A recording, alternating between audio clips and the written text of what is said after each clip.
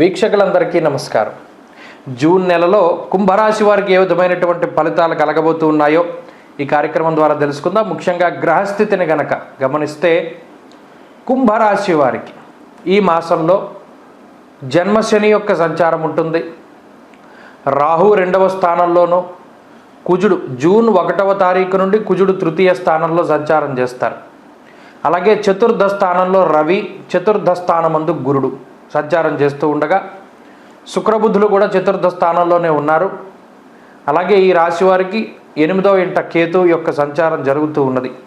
ప్రత్యేకించి ఏ గ్రహాల అనుకూలం, ఏ గ్రహాల ప్రతికూలం అనేటువంటి విషయాన్ని చూస్తే ఏలినాటి శని సరే, శనేశ్వరుడు ప్రతికూలంగా ఉన్నారు. రాహు చాలా అనుకూలమైనటువంటి గ్రహం, 2వ స్థానమందు యోగిస్తారు. అలాగే కుజుడు 3వ స్థానమందు యోగిస్తారు. చతుర్థ స్థానమందు గురుడు యోగించేటువంటి గ్రహం కాదు. అది చాలామంది పొరపాటు పడుతూ ఉన్నారు. జాతకం వేరు, గోచారం వేరు. ఇది చాలాసార్లు చెప్పాను నేను.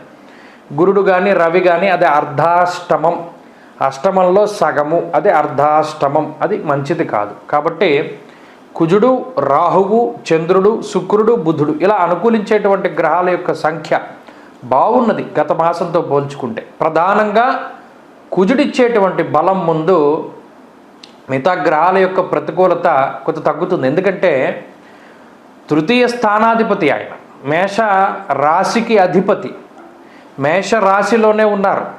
ఇంకొక గొప్ప విషయం ఏంటి అంటే 3వ స్థానానికి ఉండేటువంటి కారకత్వాలకి అధిపతి ఆయన. సహజేన వదేచ్ఛాదా భక్ష విక్రమ సోదరాన్న చమోపతిత్వం తేజస్య దక్షిణం కర్ణమే వచ. ఇలా ఏవైతే 3వ స్థాన కారకత్వాలు ఉన్నాయో అన్నిటికీ ఆయనే అధిపతి, ఆ కారకుడు. కాబట్టి ఆ స్థానంలో ఉన్నప్పుడు అందులోను క్రూరో బలీచే ధృతే, ఉపచయ స్థానాల్లో క్రూరో బలీచే ధృతే, ఉపచయ స్థానాల్లో కుజుడు చాలా యోగ్యంగా ఫలితం ఇస్తారు అని చెప్పి అదే గోచార భాగంలో చెప్పబడింది. కాబట్టి ఆ 3యంలో ఉన్న కుజుడు చాలా యోగ్యమైన ఫలదాత. ఆ ఒక్క బలం చాలు ఈ జూన్ నెలలో. ఇంకే బలం ఉన్నా లేకపోయినా. మరి దాంతోపాటు రాహువు కూడా అనుకూలిస్తూ ఉన్నారుగా.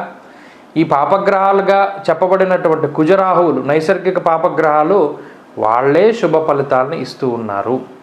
మరి వీటి వల్ల ఏంటండి?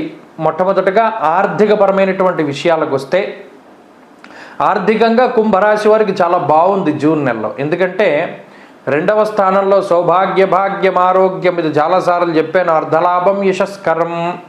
అర్ధలాభం అంటే డబ్బే కదా, ఆర్థికంగా ఎదుగుదల. మరి 3యంలో ఉన్నటువంటి కుజుడో అంటే విత్తలాభ సదారోగ్యమిష్ట సిద్ధి సుఖావహ అన్నారు.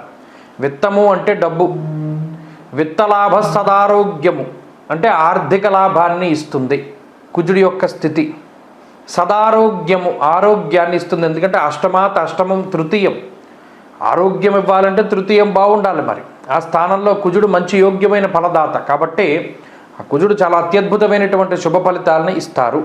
అంటే ఆర్థికంగా గత మాసాలతో పోల్చుకుంటే కుంభరాశి వారికి ఈ మాసం చాలా అత్యద్భుతమైనటువంటి ఫలితాలు గోచరిస్తూ ఉన్నాయి. మరి ఖర్చు అండి, ఆదాయం బాగుంది సరే, ఖర్చు. అర్ధాష్టమ రవి, అర్ధాష్టమ గురుడు ఉన్నారు. యాచనం బుద్ధి చాంచల్యం తేజో హానిర్ధనర్వ్యయం. డబ్బు ఖర్చు గురించి కూడా చెప్పాడు అందులో. అయితే 100 రూపాయలు సంపాదిస్తే ఒక 60 రూపాయలు 70 రూపాయలు ఈఎంఐల కింద, అప్పుల కింద పోతాయండి. మిగతా 30 రూపాయలు మాత్రం కుంభరాశి వారికి మిగులుతుంది అన్నారు. ఇక్కడ ఇంకొక ఆయన ఉన్నాడు కుంభరాశి వాళ్ళకి. తేజో హానిర్మతిర్భ్రంశో మనఃపీడ భయం తదా. శనేశ్వరుడు అనేటువంటి ఆయన ఉన్నారండి. ఆయన స్వయంకృతాపరాధాన్ని కలగజేస్తారండి. అంటే ఇప్పుడున్న గ్రహస్థితి 100 రూపాయల ఆదాయాన్ని ఇచ్చి 70 రూపాయలు తీసేసుకుంది. మిగతా 30 రూపాయల్లో 30 రూపాయలు, దాన్ని మించి ఇంకో 30 లోటు బడ్జెట్లో కూడా తీసుకుపోతారండి. ఆయన శనేశ్వరుడు అండి. ఆయన స్వయంకృతాపరాధాలనే కలగజేస్తారండి. వ్యసనాలకి, జోదానికి, బెట్టింగులకి డబ్బు పోయింది అంటే ఆయన వల్లే పోతుందండి అన్నాడు. మరి ఏం చేయాలండి ఆ డబ్బు పోకుండా? అంటే ఇంకా మనం ఏమీ చేయకుండా అన్నీ దగ్గర పెట్టుకుని కూర్చోవడమే. అన్ని అవయవాల్ని దగ్గర పెట్టి కూర్చోవాలన్నాడు. అంటే ఏంటండి? బుద్ధి, మనస్సు, చపల చిత్తాన్ని కలిగి ఉన్నటువంటి అవయవాలు వీటన్నిటినీ కూడా దగ్గర పెట్టుకుని కూర్చుంటే ఆ పై పోయేటువంటి డబ్బు ఆ స్వయంకృతం వల్ల పోదన్నాడు. అది మీ చేతిలోనే ఉంటుంది. ఎందుకు ఇంతలా చెప్పడం అంటే, స్వయంకృతం వల్ల పోయేదాన్ని ఏ గ్రహం ఆపలేదు. శనేశ్వరుడు ఆ థాట్ని కలగజేసినప్పుడు మీరు అక్కడితో కట్టడి చేసుకోవాలి. అది ఎప్పుడు ఏర్పడుతుంది? మీ ఉపాసనా బలం గట్టిగా ఉన్నప్పుడు. ఆ భగవంతుడు కట్ చేస్తాడు ఆ మార్గాన్ని. లేదు అదేం లేదంటే వీడు పోతాడు, తగలేసుకుంటాడు అంతే. కాబట్టి అక్కడ ఆర్థికంగా మీ చేతిలోనే ఉంది. ఆ 30 రూపాయలు మీ దగ్గర దాచుకోవాలి అన్నా, 30కి 30 వేసి 60 పోగొట్టుకోవాలి, 30 లోటులోకి వెళ్ళిపోవాలి అన్నా మీ చేతిలో. ఇంకా ఆరోగ్యం ఏంటండి అంటే, ఆరోగ్యం చాలా బాగుంది. ఇక్కడ కుజుడు బలంగా ఉన్నారు కాబట్టి ఏ విధమైన అనారోగ్య సమస్యలు ఉన్నా సరే ఆయన త్వరితగతిన బయటపడేయడానికి అవకాశాన్ని కలిగిస్తాడు. అలాగే ఆరోగ్యపరమైనటువంటి వృద్ధిని కలగజేస్తారు. ఆరోగ్యపరంగా పరిస్థితులు బాగున్నాయి. సదారోగ్యం అన్నారు కదా, విత్తలాభ సదారోగ్యం అన్నారు కాబట్టి బాగుంది. అలాగే కుటుంబ పరిస్థితులు కూడా చాలా బాగున్నాయి. ఎందుకంటే కుటుంబ స్థానంలో రాహు ఉన్నారు కాబట్టి పోనీ పై ప్రేమలే అయినప్పటికీ వాళ్ళు ప్రేమగా మీతో మాట్లాడతారు. మీరు కనిపించినంతసేపు మీ వెనకాల వాళ్ళు ఎలా మాట్లాడుకున్నా మీరు కనిపించినంతసేపు మీతో ప్రేమగా మాట్లాడి మీరు చెప్పిన పనులన్నీ చేసి మీకు చాలా ఆనందాన్ని కలగజేస్తారు. ఎందుకంటే ఇలా అంటున్నారంటే, లోపాయిగా చాలా జరుగుతూ ఉంటాయి. ఏలినాటి జన్లో రహస్యమైన శత్రువులు ఎవరున్నారో మనకి తెలియదు. కానీ అక్కడ రాహు ఉన్నాడు కాబట్టి వాళ్ళకి మీతో అవసరమో లేకపోతే మీరంటే భయమో ఏదో ఒకటి మీతో సహజంగా మంచిగా మాట్లాడేలా చూస్తుంది.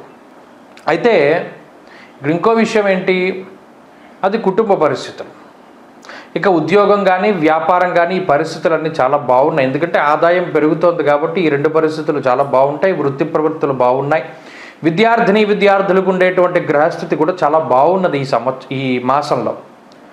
ప్రత్యేకించి స్త్రీలకి కూడా ఇదే గ్రహస్థితి అన్వయం అవుతూ ఉంటుంది. కుంభరాశికి సంబంధించినటువంటి స్త్రీలందరికీ కూడా ఈ జూన్ నెలలో మంచి అవకాశాలు ఉద్యోగ వ్యాపారాల పరంగా వస్తాయి. ఆరోగ్యము, ఐశ్వర్యము, సంతానాభివృద్ధి, కుటుంబాభివృద్ధి కూడా కనబడుతూ ఉన్నాయి. మరి కుంభరాశి వారు ఏ పరిహారం చేయాలండి అంటే, ఇక్కడ అర్ధాష్టమ రవిగురుల యొక్క దోషం ప్రధానంగా ఉన్నది కాబట్టి ప్రతిరోజు సిద్ధమంగళ స్తోత్రాన్ని కానీ ప్రతిరోజు దక్షిణామూర్తి స్తోత్రాన్ని కానీ పారాయణ చెయ్యాలి. ఇది ప్రధానంగా చేయవలసినటువంటి విషయం. ఇక రెండోది ఏంటంటే ఆదిత్య హృదయం. ప్రతిరోజు లేవగానే సూర్యుడిని చూస్తూ ఆదిత్య హృదయ స్తోత్ర పారాయణ చేయాలి. ఇలా గనక ప్రతిరోజు చేయగలిగితే కుంభరాశి వారికి జూన్ నెలంతా అదృష్టం పడుతుంది. ఇప్పటికే మారినటువంటి గ్రహస్థితి వల్ల మంచి జరిగింది. ఈ రెండు స్తోత్రాలు ప్రతిరోజు చదవడం వల్ల మహా అయితే 10 నిమిషాలు పడుతుందేమో అది చదివితే, దానివల్ల అత్యంత శ్రేయోదాయకమైనటువంటి గ్రహస్థితి ఉంటుంది.